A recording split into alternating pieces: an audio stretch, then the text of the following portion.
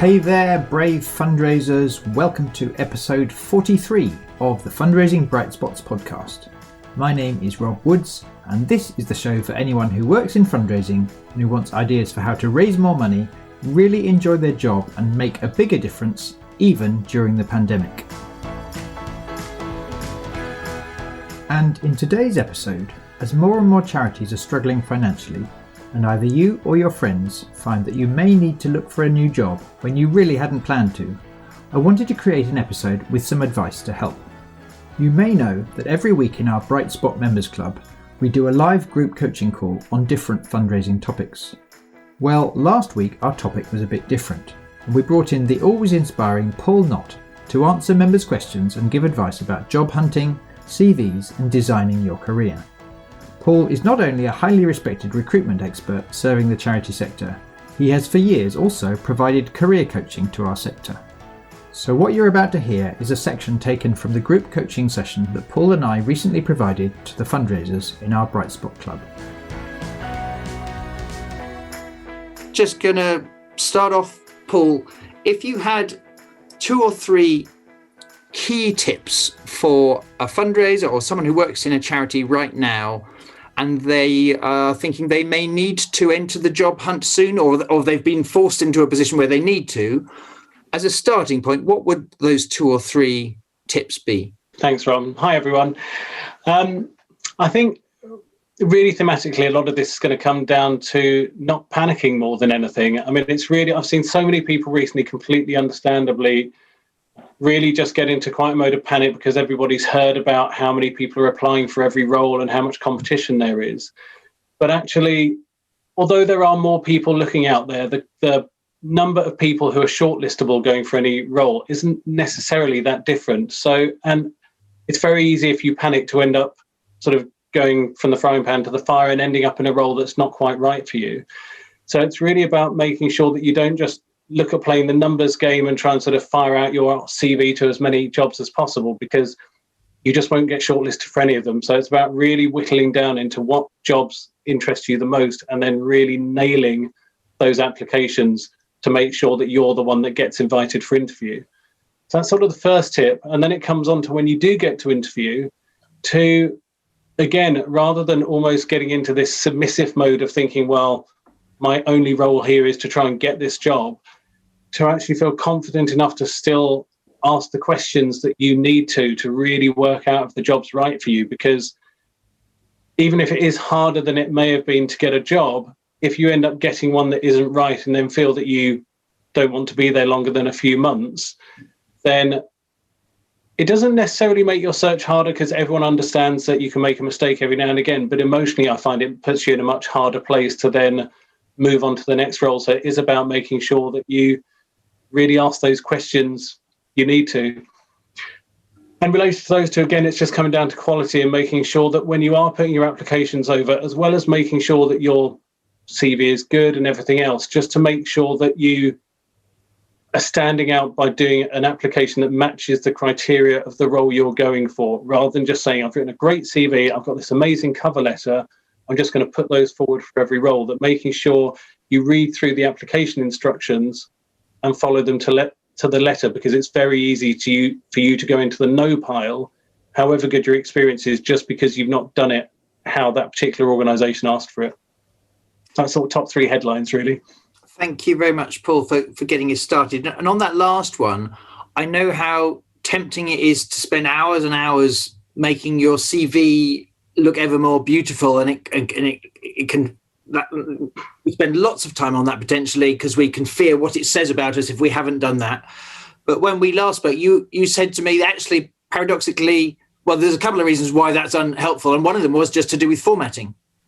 Yeah, quite often I've seen sort of with my recruitment hat on, sort of a CV covered in text boxes or something like that is always a nightmare, because I've seen lots of times when a CV goes over to an organisation, usually to the HR team, and if, or at least pre-COVID times, the HR team would print out all the CVs and then send them on to the hiring manager. And if their printer driver is out of date, it can sometimes move all those text boxes around. So your CV that looked absolutely beautiful on your home screen is suddenly missing text, has big blank gaps in it. but the person actually making that first sift has no idea that you didn't send it over like that. So all the time you spent prettying it up actually works against you. And the most successful CVs I've ever seen, and all the feedback I've had from clients I've worked with, are just very simple Word documents that just have really good content, bullet pointed, and are just laid out nicely. And unless you're going for a design role or something like that, where design is really part of what you're going for, then just a simple Word document that is clear and has good, solid content is all you need. Great. So there's a clear top tip there to let go of the need to make it look flash, so to speak.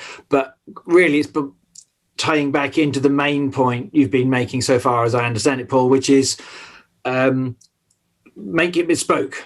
Not one beautiful CV you send to everyone. Better to apply for 2 or 3 jobs that really suit you, and to be as bespoke as you can in showing that you match their criteria, than have a beautiful CV that actually, is all things to all people. Yeah, and actually there's, much as I would love for everyone to change their CV completely for every job they go to, and that would be the ideal, I guess, but realistically no one's going to do that. But there's ways you can do it, in terms of you can have your CV that stays static for 95% of it, say, but maybe that profile at the top of your CV you tweak for the role you're going for to reflect the language that's in the job ad or the job spec. So it's even just a case of what particular jargon that organisation uses. If you're a major donor fundraiser, do they call their major donor fundraisers high net worth individual fundraisers, key relationship managers, whatever? And just make sure that you change your language in that profile section to reflect the language they're using. And then to that first person looking at it, you sound like them already, and you're much more likely to make that first cut than somebody who's kept in the jargon from your own organisation in your CV. Now, as this was part of a much longer session, I'm clearly not going to be able to fit the whole thing into a single podcast episode. But one of the key questions that our members asked was how to approach an interview when it's happening virtually, for instance, using Zoom. And here are Paul's thoughts on this. Zoom interviews, I think everyone's got to sort of really get their heads around at the moment. And I know this is going to sound odd in terms of being one of the most important things, but saying at the top of well, firstly, don't worry about having background noise or, people invading and kids invading, anything like that, because everybody gets that now. And if anyone has a problem with it, you probably don't want to work for them anyway. But in terms of sort of the housekeeping, one of the most important things I think is to say at the top of the interview, just to let you know, I might be looking down and taking notes every now and again. Hope that's okay. Because I find that in a face-to-face interview, it's accepted that you might be looking down at notes or scribbling away. But because people feel they're taking their gaze away from the camera, they're much less likely to do it in Zoom. Similarly with interviewers. And it stops you being able to get down notes which might be useful, or to look at your own notes you've made to refer back to questions they've asked you. But if you say it at the top, then that's totally fine. No one has a problem with it. In terms of the question about presenting in Zoom, then firstly, everybody keeps forgetting what the beauty of presenting on Zoom, that you can have notes in front of you at all times. And even if you've only got a laptop without a second screen, you can happily sit in front of a white wall that you have covered in post-its or whatever of aid memoirs to you to not only remember your presentation, but also any questions or key selling points of yourself or anything like that. But just practice in whatever medium you're using, because all the platforms are very different and got their own idiosyncrasies. Find somebody else who's not in the same household as you that you can practice with, so you can check that your camera is working fine and that your broadband can stand up to it and all those sorts of things. And just test it out a few times, and ideally present to somebody who isn't a colleague or something like that, so they're not too close to it that they'll see that you've missed key parts of information. And really just relax into it, because everyone, and not even interviewers, like doing the remote interviews. So take a breath and understand that they're probably quite nervous about it as well. It reminded me, Paul, of one of the key things that was fed back to me by someone who, actually, she's a member of this club. She wanted some job tips a couple of months ago, and I chatted to her briefly. She went away and she got the job. When I asked her about what was different in this interview where she was acing it, in fact, she had got 3 interviews then and 2 job offers. And she said one of the things was, well, it's partly what Paul is saying, is as in explaining her working. You remember when you're being taught maths, they don't want you to just give them the answer. They prefer if you show you're working. Well, it seems to me that when I'm more nervous, I wouldn't dare to tell them why I'm looking down. Whereas when I'm more confident, I just say, just to let you know, I'm going to be looking down. Is that all right? So I'm explaining, I'm sending the signal of why I'm doing certain things. And as part of your fellow members' increased confidence, because my key point was, this is not you passive and them all powerful, and either they like you in this beauty contest or not. This is linked to Paul's earliest point. You have to use this interview to find out whether you really want to work for them or not. It's absolutely two-way fact-finding mission rather than just one way. How beautifully can you perform for the dance they're asking you to dance? So with that slightly different objective going into the Zoom interviews, she also was more proactive and assertive in asking them what they were looking for when they asked her each question, because her challenge 3 months previously, when she had a bad interview, was she got fed feedback, I think, by the recruiter later on, that she'd given a long-winded answer about something that they weren't interested in. So what she and I discussed was, before you answer most of the questions, if you're at all not clear which of your 3 examples to give, or which of your 3, or why they're asking, just to check in with them and say, great question. Do you know what's occurring to me is actually I've got 2 or 3 different examples. One of me leading under pressure, one of me leading through change, and one me leading when when neither of those things was a big deal, but there was money at stake. Which of those 3 are you most actually interested in when you say leadership under pressure? So she was checking her working and seeking help from them. So this achieves 2 things. Number 1, it signals I'm confident enough to stand up for myself. Number 2, it's gathering information from them so that she can quite deliberately give them the juicy bit that they want. And thirdly, it's signaling to them, I'm not a one-trick pony with only one successful leadership story. I've got loads. So I'm a treasure trove of being a good leader.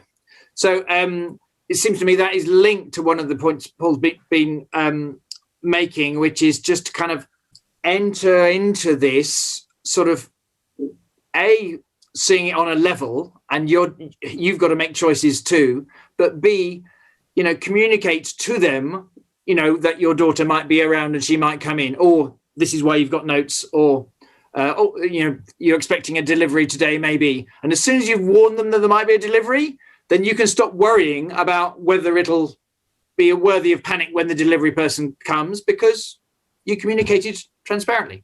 And just to add into that, I think have a mobile phone ready with whatever platform you're using on the mobile phone as well. So if anything does go wrong with your sort of first tier way of using, whether it's your laptop, then you can always use your mobile on 3G, something like that. And probably one of the key things about doing a Zoom interview is ending it well, in that we're all used to going to a normal interview and sort of shaking hands, saying thanks very much, good to meet you, and walking out. But we all know that on these sort of ending a video call can be really, really clunky. So although I'd say this in a face-to-face interview as well, finishing it with something really upbeat, that if they have convinced you that the role is right for you, then letting them know that you're still interested. So finishing on, great to meet you all, just to let you know, I'm really interested in the role because, and just give them a good reason why, then say goodbye and click the end meeting or leave meeting button that you have practiced with before, so you know exactly where it is and you can hit it really quickly.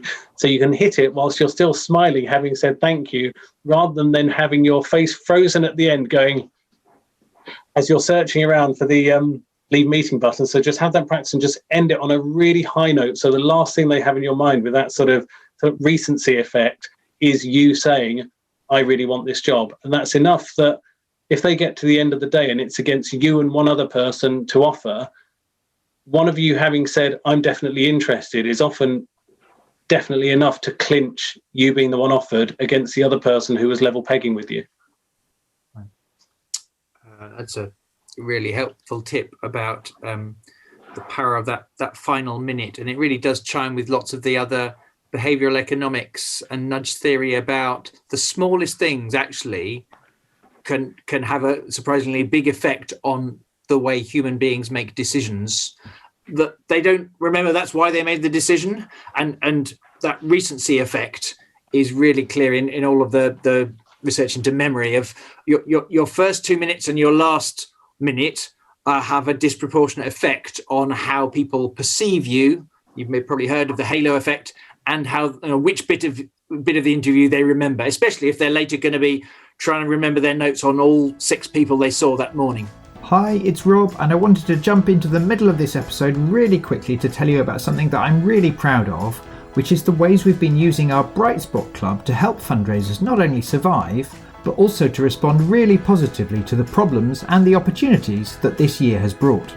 And in particular, the fundraisers in our club have told me that having these weekly expert problem-solving sessions has made a big difference to their ability to figure out how to respond to what's going on with the pandemic. They also have access to a whole library of my best training films and downloads on lots of different fundraising and leadership topics.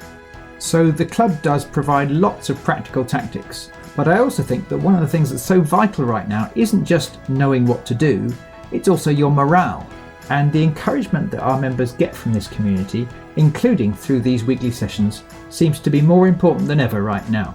If you're not yet a member, but all this sounds like it would help you succeed in your fundraising in the coming year, you can find out more at brightspotmembersclub.co.uk/join. That's brightspotmembersclub.co.uk/join. I would love to welcome you to the club and do my utmost to help you succeed in your fundraising. For now though, back to the session. I asked Paul what trends he's seen developing recently in terms of job hunting and career planning. I think one of the key things that's a real positive out of what's happening to the sector, that yes, the sector's going through a really hard time, and yes, there are going to be cuts made and everything else, but I think if you're clever about it, you can almost take more control than ever in terms of how you actually put your career together. And it's partly because everyone's up in the air. Nobody has any idea what's coming. And because of that, people are much more open to suggestions, but you need to have that suggestion yourself. So it's a really good time to sit down and reflect on what career success looks like to you, and to particularly move away from all those societal norms we have in our heads of thinking, well, as I carry on through my career, I have to get more and more senior, more and more money, more and more responsibility, which is great if that's what you like.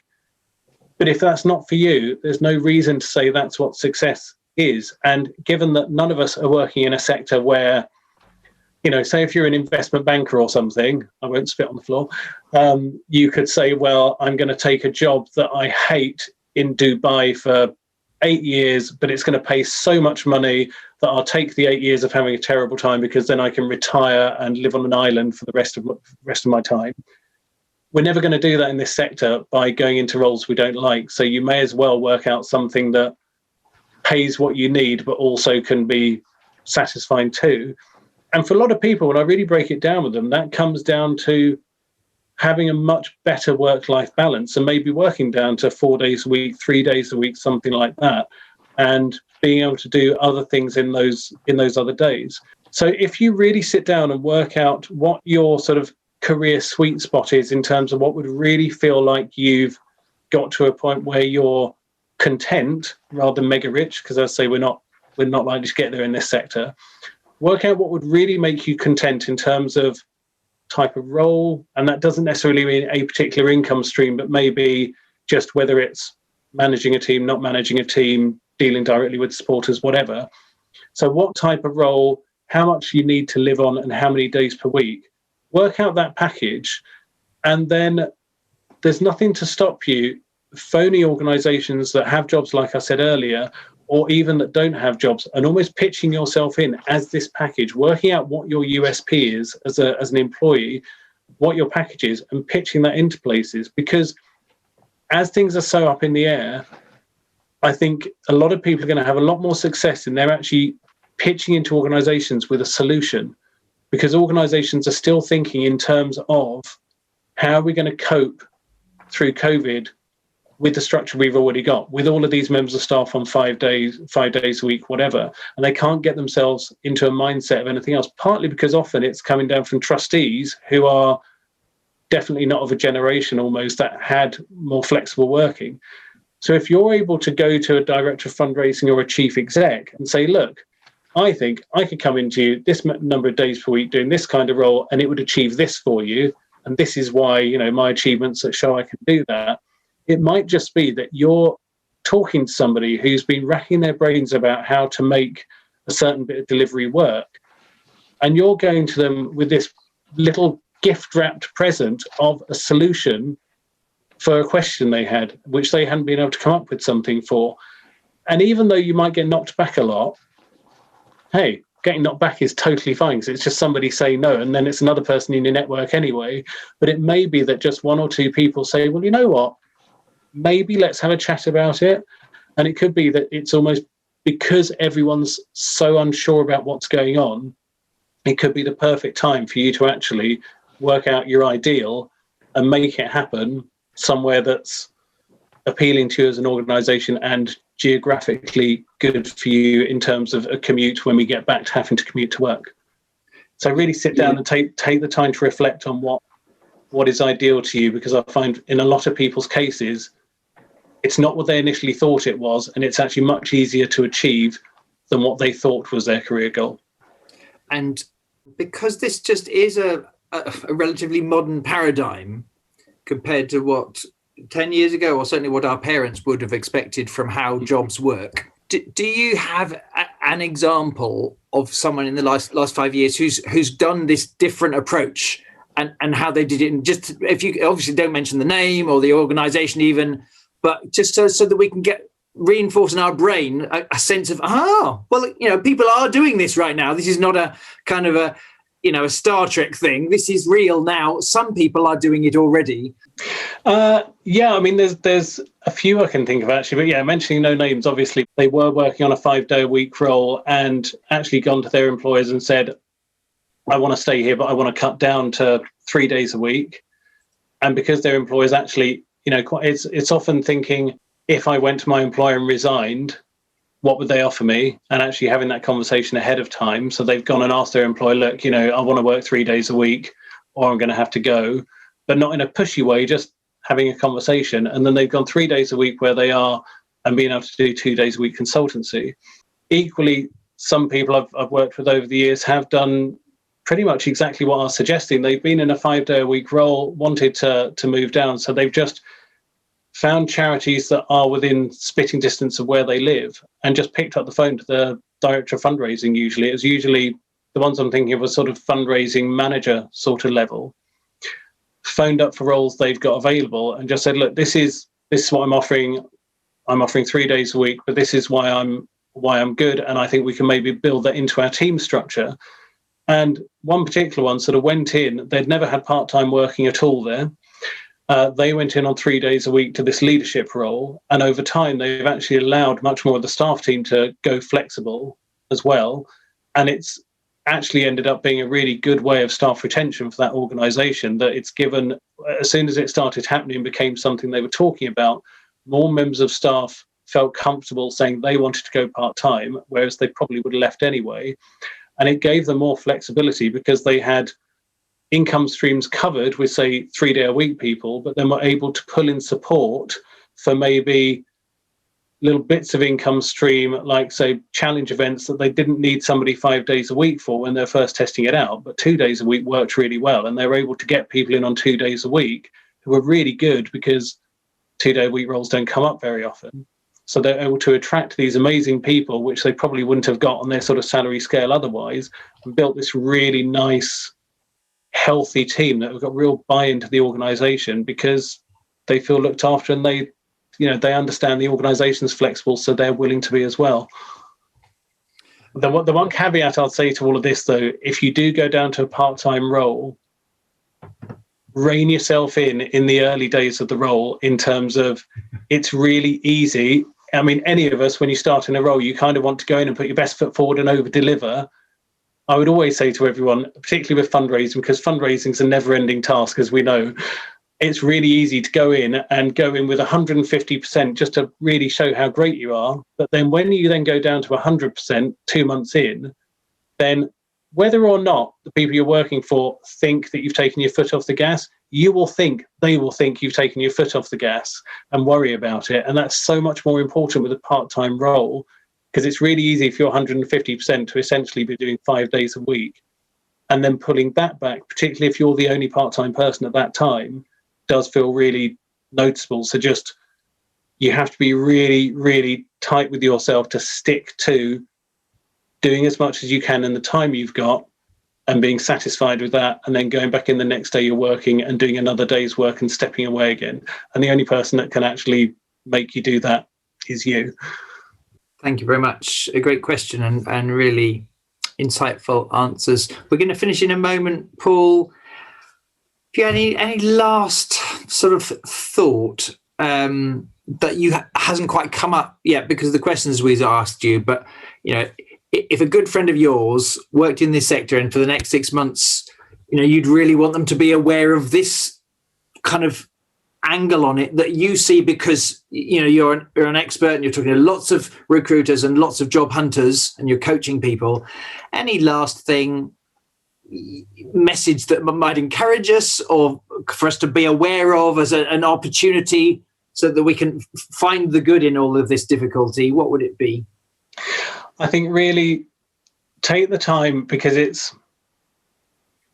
I know I'm certainly like this, that I don't tend to do anything until it's the last moment almost. But with job hunting, it's very hard to do that, because if you do suddenly find out you're going to be made redundant or something along those lines, you've got to make what's a very big life decision in quite a short space of time and under a certain level of panic, which is never the best way to do it.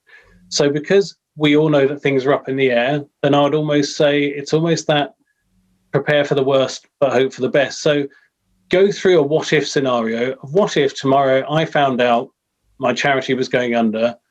What would I do? And really think about, okay, well, this is how I could deal with that. So you prepared yourself for it mentally, but start thinking, because that could happen at any time. And frankly, even not in COVID times, that's happened with charities overnight.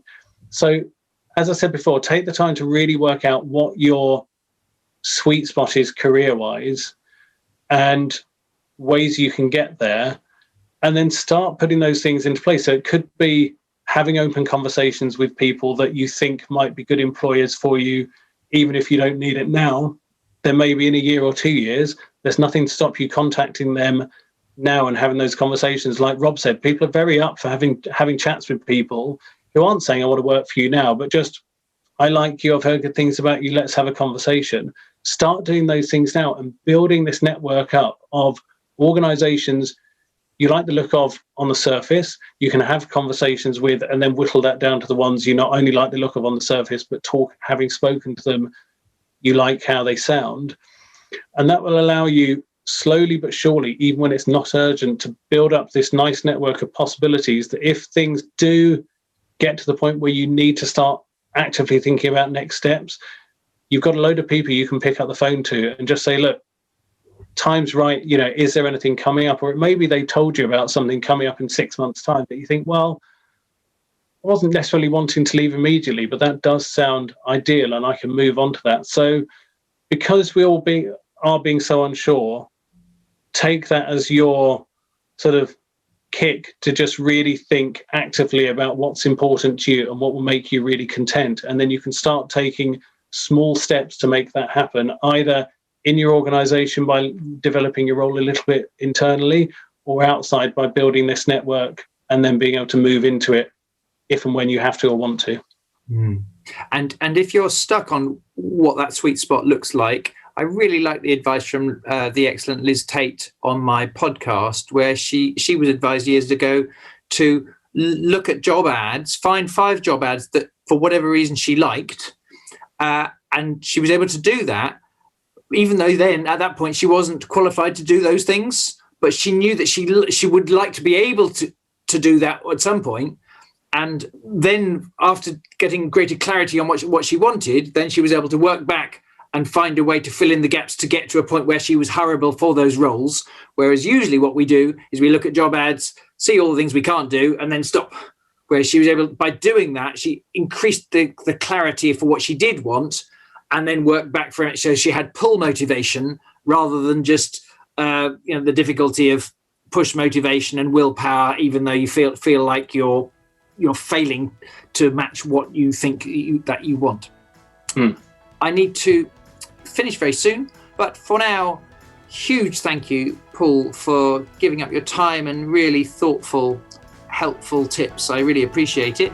Thanks, Ron. So I hope you found our discussion helpful.